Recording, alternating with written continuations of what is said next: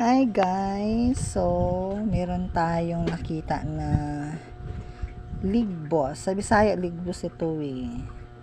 Ngayon, doon po sa kasi medyo maulan-ulan ngayon. So, may nakita ko doon sa sagingan. Kasi itong tumutubo madalas talaga sa saging.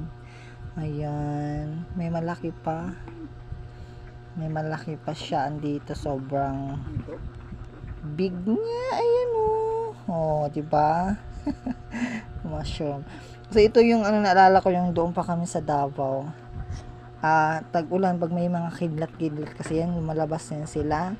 So ang dami-dami, kanto-kanto talaga, sobrang dami. Pero sabi nga ng lola ko, pag manguha daw ng ganito, kailangan tahimik lang siya kasi may daw yan, may mga kasabihan yung mga old na mga lola natin, yung mga kasabihan. Dapat pag kumuha ka nito, sobrang tahimik ka lang. Ayan. So, ilang araw na kasi ako nag-wish na sana makakita ko ng big boss. Ayan. It's a mushroom. Masarap yung nagisahin eh. Big boss. Ano mo nasasagin? Kaya, mushroom siya. Ayan.